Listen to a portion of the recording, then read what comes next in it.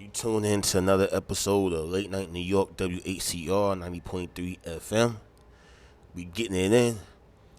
Right now, we got some people call him an underground legend. I call him an independent legend because at the end of the day, when you say underground, that means you put a cover over something. You can't put a cover over nothing that's independent. When you're independent, you can fly to the moon. Bangkok fam's in the building. Brooklyn stand up. Crown Heights stand up. I got Skanks the Rap Martyr in the building. Brooklyn stand up. What's good, man? What up, y'all? You already know it's your boy, the Flowfessional Skanks the Rap Martyr, a.k.a. Master Nova Torah. Nobody bombs harder. The Bangkok fam, fifth and Sparta, and one half of Stone and Robin. You already know, repping that Anarchy Records. Bang. Boy, talking that talk, man. That's why I mess with him. We talking that talk. And you got some guests in the building as well, my brother. Without a doubt, man. You know what I'm saying? I got some of Anarchy Records' finest in the building. You already know. I got the First Lady of Bangkok, Mommy Boss, and I got Sughee, the triple threat in the building. Word. You already know. Now, we gonna go ahead and get to y'all in a second. You know what I'm saying? But we gonna move around the room. Now, Skanks, brother, you been doing your thing for a long time, man. Word. See, when I first heard your music, I heard it through Ready C. Salute Shout to out Ready Ready C. C. Word. The You big know, bro. and bro, I can honestly say, if you talk about the five boroughs, ain't too many people can out rap you, bro. Thank you, bro. That mean a lot to me, bro. Word. Literally. You know what I'm saying? Like bar for bar. In New York City, I don't care who it is. Ain't too many people touching you on that microphone. Word. And I go on my own in any room. Word. so we gonna go to the origin. The genesis of Skanks the Rap Martyr. So let's go back to the beginning, man. Like coming up at Crown Heights, the upbringing as far as like the things that you went through on a regular basis to cultivate you coming and becoming who you are now. Well, I gotta give the original credit to my big brother Goes the Mayor and Self, his partner. They started a studio from back in the 80s. You know what I'm saying? And like coming into late 80s, early 90s, I was a little baby just hanging around in the studio, you know what I'm saying, with them, and pretty much that's what sparked my interest in this music thing. They recorded with a lot of legends, and I soaked it up, and Mommy Bars too. Like coming up, Mommy Bars was like one of the illest female rappers when I was a little kid. I'm 9, 10. Mommy Bars was out there roasting dudes. She ain't even battling no female. She just battling dudes. Roasting dudes. Word. Mommy Bars, you know what I mean? Well, they gonna get some bars from y'all later on or whatever, but Maybe, because, I cuss too much. you cuss too much? No, we gonna figure it out, you know what I'm saying? But let the you know what I mean? Let the people know when you first met Skanks, what was he running around doing, and did you see the potential in him? Shout out to Goldie, his big brother. We went to high school together, and I was born and raised in Flatbush and Crown Heights. My mom was originally from Crown Heights, so that's how I grew up in both places. So used to be on the Ave with his brothers. They played a lot of different dance hall parties and shit like that, and so like that. So used to be at parties with them. And when he was little, he used to try to challenge me. Like, I want to battle you. And I just, shun him and all that. And he got a little bit older. Fast forward a few years, he stepped to me on some G-ish, like, I'm spitting crazy now. I'm going to be nicer than you when I grow up. So I'm like, yeah, okay, you better be. Look at him now, man. Phenomenal. I'm so proud of him. Like, words can't even express how proud I am of this man. Incredible. Okay, see that's the thing. What a lot of you rap dudes don't get. A lot of times people can't verify who y'all are. A lot of times people can't verify who you are and what y'all do. So when you got people that's on your side that can verify, he was really, he really had it from way back when.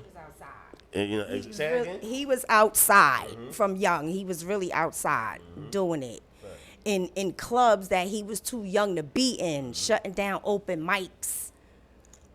like everywhere. Like he really made his mark. So he's definitely a legend. Like you said, not underground, independent legend for real. Facts. So you know what I mean. Now you young, right? And mommy bars, we thank you. You know what I mean? We, you know what I mean? We, of course. No, you still here. We ain't going nowhere. But you know what I'm saying? Nah, because people need to hear that. People need to know the history. You know what I'm saying? For real. So now, you know,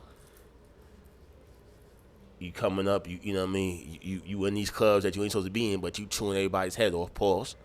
You know what I'm saying? And handling your business. So now, like, people don't know that you've been touring the world for a minute.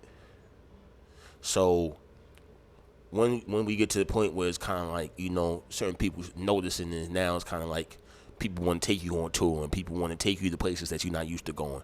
Because, you know, you're a kid from Crown Heights. You from Brooklyn. You know what I'm saying? And for people that don't know, Crown Heights back then was probably one of the most, if not the most dangerous neighborhoods in New York City, period. So if you came out of Crown Heights, a.k.a. Crime Heights, at that time, you had to be strong to survive. You know, I know you concur. I definitely concur. Yes, that's a fact. Word. So, what was the first situation where somebody came to you and said, "Yo, we going on tour"? Well, the first time I went on tour, Come on, understand if I'm wrong. You was still a teenager when you went on tour the first time, right? Yeah. It was them same times around them times when I was young. A brother of mine's, Elo, he hooked me up with MC Light. You know what I'm saying? Salute to MC and Light. Hub, Makiba, Mooncycle, and Lin Q, who was formerly ISIS and X Clan, they became my managers. Like they formed a management group, and I went under the name Problem Child. Mm-hmm. And you know, I was pretty much tearing up the circuit under that name. You know what I'm saying? And that's what's pretty much my first touring experience was, getting to go around and open up for MC Light, and represent Duke the Moon Management, And brother, Problem Child fits your name perfectly. For real. Rampage the Boy Scout gave me that name, actually. You know what I'm saying? At my first big show, you know what I'm saying, when I was little. I was 11 years old. It was Brand Nubians, Poor Righteous Teachers, Foosh Nickens, Leads of the New School, all when they first was coming out. And Buster came up to me and was like, "Yo, shorty, you the illest I ever heard." And he said, "What's your name?" And I was like, "MC Rowe." And then Rampage was like, "Nah, shorty, you a Problem Child. That's your name, Problem Child." Shout out my bro Rampage, too. I seen him recently, too, at the Sean P. Memorial. Rest in peace, man. He was kicking it. Man, that's a dope story, man. That's a legendary story, brother, for real, man. So, describe. Let's go ahead and go to the tour, the first tour. Well, we going on tour, but like, at just you being that age and being around legends and just traveling from city to city and having that experience that young, like, what's for those who don't know or what have you, what's going through your mind? What's the feeling? What's the energy? You know what I'm saying? Break that down. It's like amazing to me. Like I'll give you an example.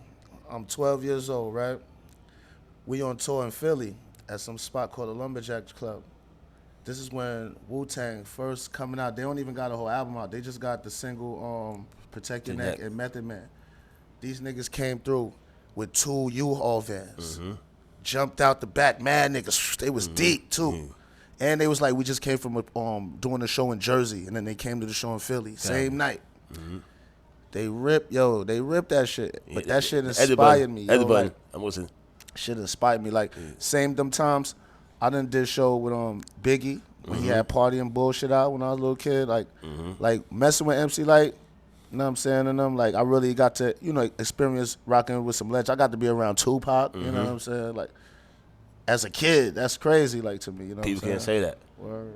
People can't say that. And, we got my engineer got some work with editing right now. But it's all good. We go, Nah, you telling the story, man. This, I just need you to, use your own edit budget. But we, keep on going because it's kind of like, you're around all these people that are legends at a young age. Did you really understand the magnitude what you was around at that time or no? It was unreal to me because I didn't really understand the magnitude at the time. Like, I was pretty much more relying on the knowledge of my big brother and Makiba, Mooncycle, and MC Light and them. Like pretty much we would do the show. Like say that show in Philly, we did the show, drove back. I was a kid. I had a basketball tournament game that day in Broward. I pretty much got dropped off right there and changed right in the car and ran to my game. You know what I'm saying? I used to just go to school and don't even tell people that I rap unless it's dudes that we used to be battling and in the hallways and stuff. But other than that, I wasn't really like coming around promoting it and bragging about it in the neighborhood. I was just being a kid when I was in the neighborhood. Copy. So now it's like, everybody talks about 88 being the golden era, right? But that depends on who you are because in your age. For me, personally, my golden era is Pac, Big, Nas, Jay, etc. That 96 era is my golden era. I agree with you. I feel like the 90s is the golden era for me too. So like so now it's kind of like you really in the mix of witnessing hip hop history. So for the people who was not around, maybe the younger aspiring artists, as well as like just general people, describe the energy in New York City in the industry around that time, 95, 96, 97. The energy was you had to be dope and original. You know what I'm saying? Around them times, like if you wasn't dope and original, you wasn't gonna make it back then. That's just like straight up. Like you couldn't just be like a any just do it straight out the crib and just pop off. Like it wasn't none of that going down back then. You know what I'm saying? So it's kind of like you had to be original. You had to be dope. You had to be dope. Like for those who don't, once again, because we want to teach the younger artists or what have you. Like if you coming from New York City, like Nas didn't sound like Mobb Deep. Mobb Deep didn't sound like Tragedy. Nope. You know what I'm saying? Even look at Wu-Tang as a group. None of them sounded the same. Nope. Big didn't sound like Helter Skelter. Nope. You could go on Cameron, I'm talking about the Chewing the Corn days didn't sound like Big L. Exactly. Big L didn't sound like Mace. Yeah. You had to go ahead and be original and you had to stand out. If you sounded like somebody, what they was going to do, Skanks? They was going to call you a biter. That was the word in the 90s. And you biting, son. And what was you the biter? Yeah. And a biter, yeah, exactly. Biting is equivalent to getting canceled nowadays. You getting canceled, you biting, you getting canceled. You know what I mean? Credibility is chopped, finished. All your lyrical credibility is finished if you biting somebody else's lyrics or they style. Period. You biting, son. Thank you. You biting my style, son. So that's the problem now. So it's kind of like now we go ahead and we transition eventually. Describe the transition from Problem Child to Skanks the Rap Martyr. I mean, say that again. I wouldn't call it a transition, but an evolution. Okay. Word, the evolution, you know what I'm saying, Skanks the Rap Martyr, that came in the early 2000s, you know. I was doing a lot of battles around that time, you know what I'm saying. Not the battles like how now, like battles where you battling in the studio sessions, you battling on the corner, in the hallways, bread on the floor, them type of battles. Literally, yeah. But yeah, that's pretty much. I just transitioned from Problem Child to Skanks. Skanks, I always been Skanks, even when I was Problem Child. Copy. But that's from the neighborhood.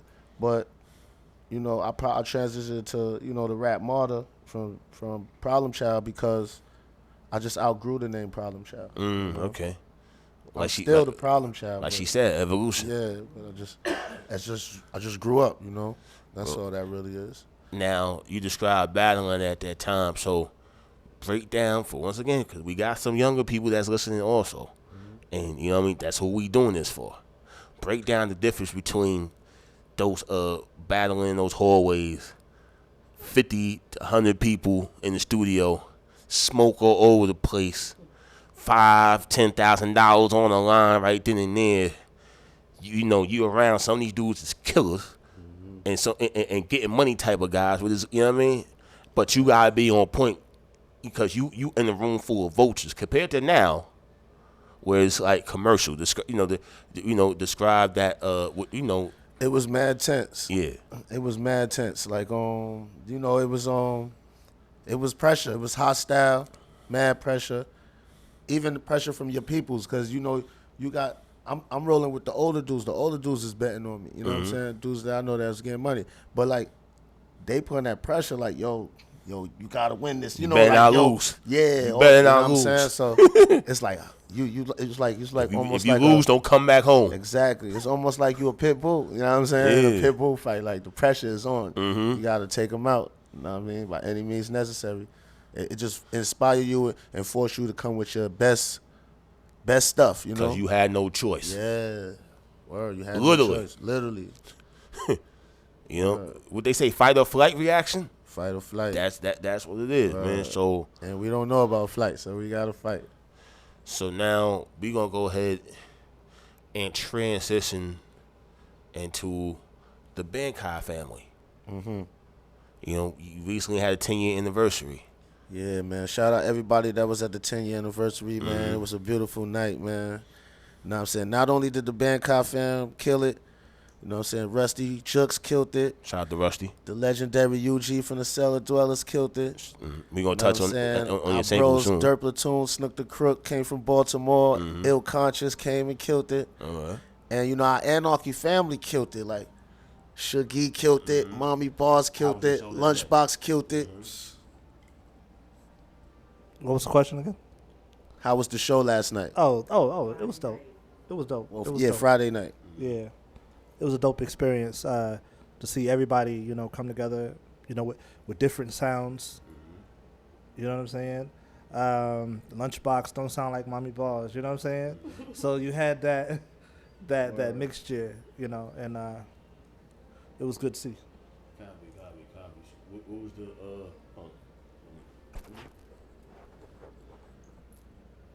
describe the energy in the room, because people don't understand there's a difference between rap and real hip hop. Well, I was talking to my brother the other day, and I was telling him, I'm around people who listen to every word you say. So it's not just about the beat, it's about what you say on top of the beat. So when I was on stage and I said, a couple of verses, the response that I was getting back from the audience, was like breathtaking. You know what I'm saying? So, I was worried about, having breath control, because, he was like, your set got to be 10 minutes long. You know what I'm saying? That could be a long 10 minutes or it could be a, short 10 minutes. But it was a short 10 minutes for me only because of the feedback that I got from the crowd that night. You know what I'm saying? My man was front row, you know what I mean? Fact. And I kind of judge my performance off of how many phones I see out. You know what I'm saying? And I saw a lot of phones out. So that was like, But then when I looked at the footage myself, I feel like, okay, I see what I need to work on. If he points something out, you need to work on this right here, and I'm like, all right, I'm gonna do this next time. You know what I'm saying? Yeah, so it's like, I'm open up for, the criticism or whatever, because, everything I do ain't dope, and I know that. You know what I'm saying? But that's what I strive for. You supposed to. Yeah. We all our worst critics as artists, you know what I'm saying? So we're going to be hard, every good artist is hard on themselves when it comes to creating and presenting for the crowd, you know what I'm saying, performing. So we always going to be our worst critics. Even when somebody is like, nah, that was good. We always look for, I know I could. Yeah. It's like a basketball player or a great fighter. You're going to watch that tape after the fight or after the game to see how can I even get better and perfect this game, win this game? You know what I'm saying? Yeah. We treat these, you know what I'm saying, shows like the playoff series or next big fight. You know what I'm saying? Word. But in my opinion, his performance was flawless. He did the damn thing. In my Friday opinion, night. too. He noticed I didn't give him no critiques on this one. And you got a hard person to live. You got a hard person to please. Right. So you know what I'm saying. I know this guy. He gonna tell you one way or another. So you know what I mean. If he ain't complaining, that means you on to something. You doing something right. If something ain't right, he definitely gonna tell you. Still sharp and still, man. You know what I'm saying? And teamwork makes the dream work. There's no iron team. You know what I'm saying? That's a fact. So you know what I'm saying. What was the origin of Bankai? What brought Bankai together? Was it like a neighborhood thing, or just you know what I mean? How was it? Bankai is a neighborhood thing. Like the same thing with my big brother who I said had the studio. Yeah. So I ended up inheriting the studio from my brother. He went out of town and he left the studio with me. So I learned how to record and started like everybody from Bankai's people that was recording in my studio. You know what I'm saying? So like I already had the chemistry from just all of us is from Crown Heights. You know what I'm saying? All of us is day ones. All of us knew each other from school. You know what I'm saying? The sandbox, running wild as kids. You know what I'm saying? Doing bad stuff. So smooth transition. Exactly. So now the time comes when Kyo Itachi, you know what I'm saying, from France is in town and he's shooting a video with Rusty Jukes, our brother from Crown Heights, that's down with Duck Down, and Dirt Platoon from Baltimore. So Rusty calls us like, yo, this dude Kyo, he want to own me some dope New York spitters. So he called us, you know. And it turned out about 20 spitters from Crown Heights out there. And, you know, the French brothers threw on some beats, everybody spitting. And then at the end of the day, I know Rusty hit me, was like, yo, they want to rock with you. They want to do a single with you. So I linked up with the French dudes. We did a single. I sent it back like the next day. So they like, yo, this is ill. Let's do an album. So working on my album with them, all the features I brought in was the brothers from Bankai. They like, yo, you want this big name, this big? And I said, nah, I know who I want in this. Dope. And once I was part of putting, he like, yo, this dude is dope. This reggae dude is dope. Yo, who's this P. General dude? Yo, So then he like, let's form a super group. And then that's how we put Bankai together. Dope, you know what I'm saying? dope. And from there, Bankai was born. It was pretty much a combination of France, Brooklyn. You know what I'm saying? That's the connection right there. You know. That's dope, man. Because sometimes I think in our city, some artists, we get so caught up in what we doing, and we see, you know, New York artists are selfish. And I love our city, but New York artists got a certain level of selfishness. Mm-hmm. Some of us that, you know, when you go to other places, they don't have. So they forget that there's a whole world outside of the 5 boroughs. Mm-hmm. You know what I'm saying? So it's kind of like, you know, that warms my heart because it's kind of like sometimes you got to be reminded how universal hip-hop really is. Yep. You got a guy from the other side of the world that's coming here and embracing you like, you know what I mean, he been around you all his life. And that was exactly 10 years ago. And, you know, this is the 10-year anniversary of this, you know what I'm saying? And the crazy thing is, I went out there last year, November, to do a show with Kyo. And we sold the whole spot out, you know what I'm saying? And we did them same songs from 10 years ago. Mm-hmm. And them same songs from 10 years ago had the crowd going crazy. I'm talking like they lost their mind. They don't even speak English, but they were saying every word. You know what I'm saying? That just blew my mind, bro. Like to see that the fan base is still that strong after 10 years. You know what I'm saying? Tell the artist the importance of touring overseas. The importance of touring overseas is you're able to expand your horizons, not just to different people in the world, but you're able to experience different things in the world to open your horizons as a person. You know what I'm saying? Like everywhere I went, I learned stuff, you know what I'm saying, from the different people, different cultures. You know, you see things that you don't even see when you home. You know what I'm saying? Because certain things they try to hide. Like, same thing with these countries. These countries try to hide certain stuff that they don't want they people to see in our country, and vice versa. You know what I'm saying? Now, for the artist,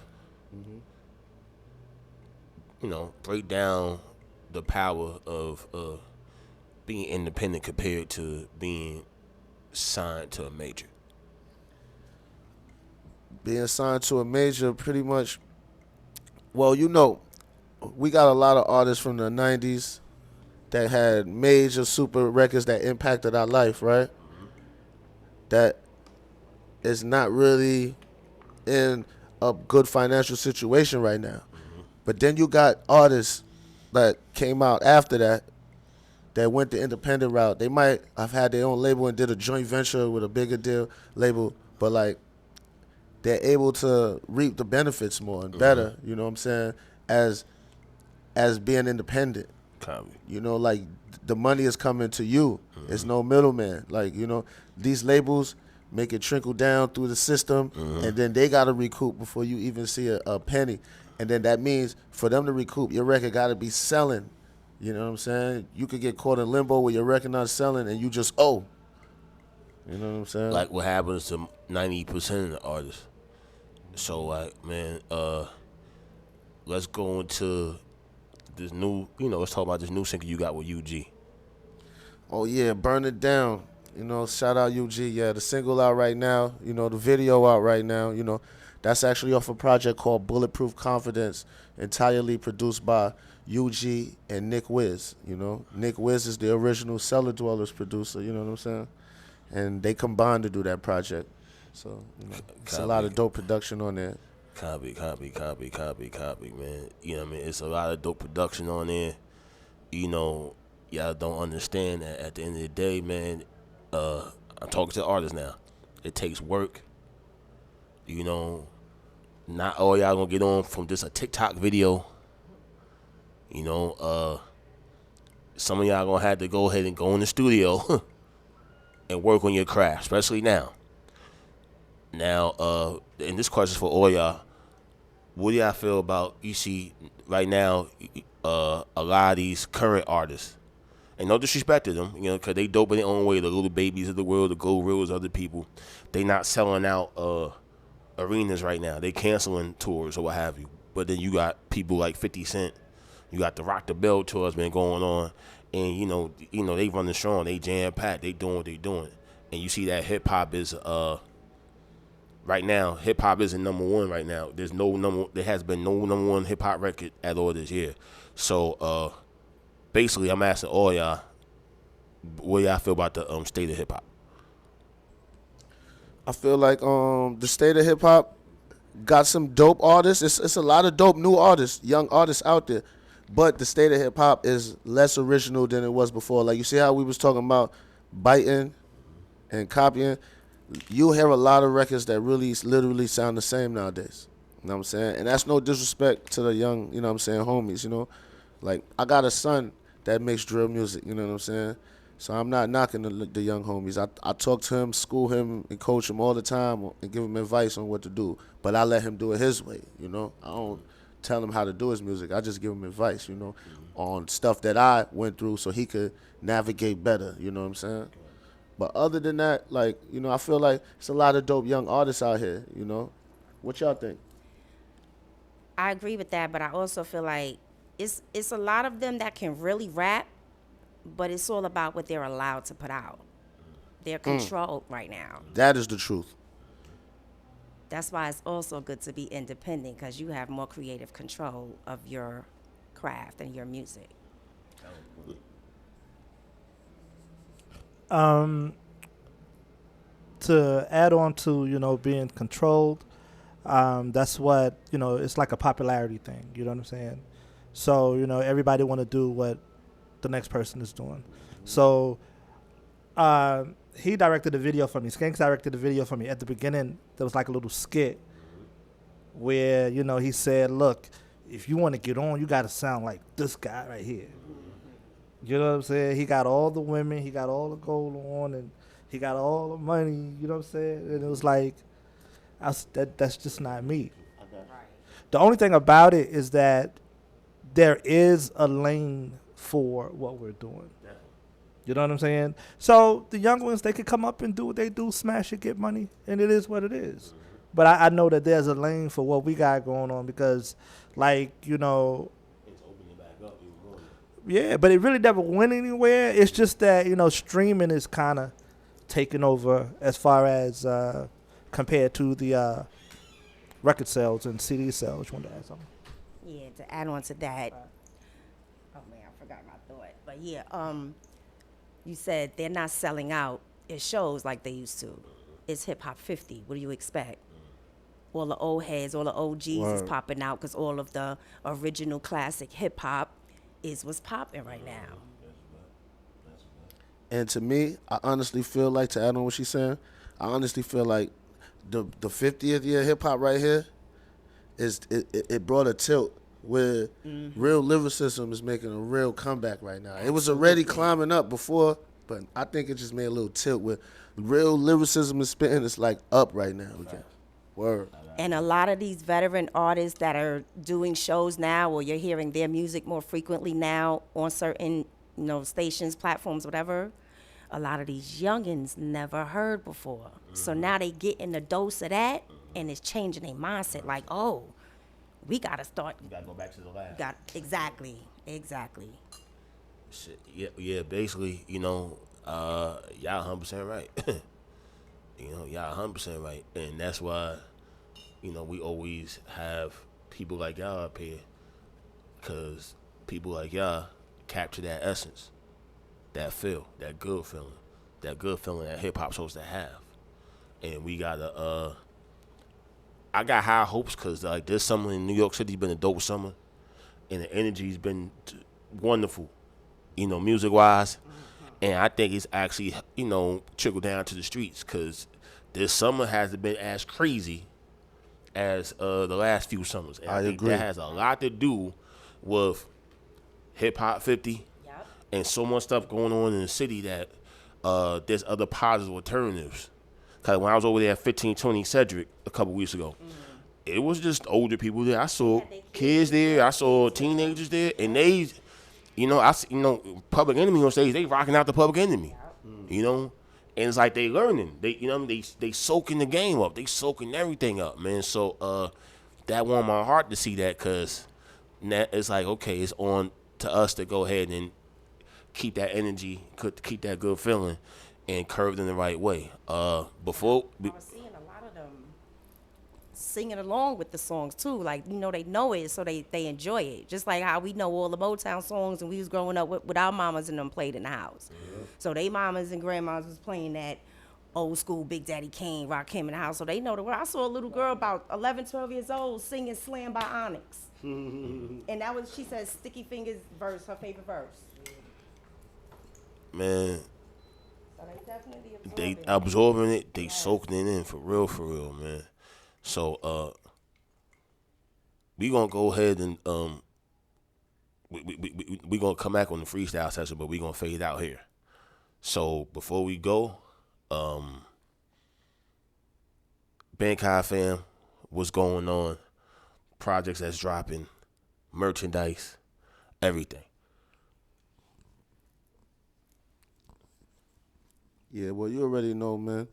We got a whole bunch of projects about to come out. You know what I'm saying? Like, we definitely gonna have, Mommy Bars and Sughee albums dropping. You know what I'm saying? We got that Thoughts of a Gangsta album dropping. Me and Rusty got that Spawn and Blade album dropping. Me and G-Stats got that Martin and Malcolm. We got that new Bangkok coming. It's a bunch of. We about to flood them in a minute. It's about to get crazy out here. But yeah, I'm about to drop an EP, and shout out to my boy UG of the Cellar Dwellers, because he produced my new single, Line 'Em Up, and he's gonna be doing the EP. So shout out to him for that. Okay.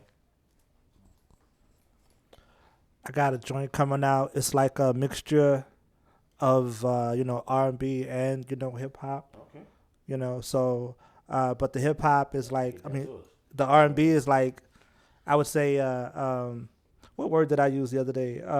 Hybrid. Mm-hmm. It's like a hybrid because it's the sound of the 60s versus now. You know what I'm saying? And it works. So, regardless to what kind of music you make, if you make good music, it's undeniable. You know what I'm saying?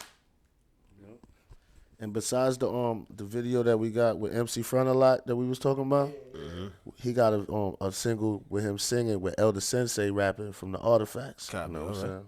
All right, so man, it's a whole lot going on. Anarchy Records, Bangkok fam, they flooding the market for the winter time. In the 2023 on a strong note, and starting 2024 off on even a stronger note. Yes, sir. So we gonna go ahead and fade out right now. So you know what I mean. Y'all go ahead and give them y'all Instagram handles and everything where they can find y'all. You can find me on Instagram at Erica Kane Mommy Bars, all one word, ERICKACAINE Mommy Bars. And you can find me at Sughee the Artist. Now, Sughee the Artist is spelled Sughee, the Artist, at Instagram. And mine's is Flowfessional on Instagram, the Rap Martyr on Twitter, and Bangkok Fam on everything. Bangkok fam on everything. We appreciate y'all coming through. No doubt. You know what I'm saying? We gonna definitely do it again real soon. Thanks for having us, This bro. footage gonna be out before you know it, and this audio gonna be out before you know it. So, oh my God, Angela, I'm sorry. We are not WACR 90.3 FM. 90.3 FM, 90.3 FM. We always go through this. You know what I mean? Please don't curse me out.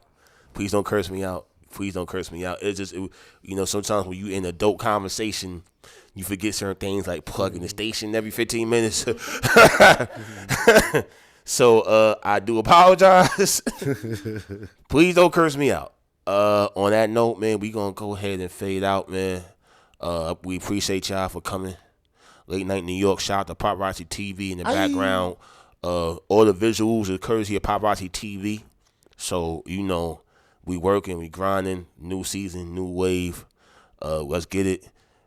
Paparazzi TV, PVR podcast, Late Night New York, WACR 9.3 FM.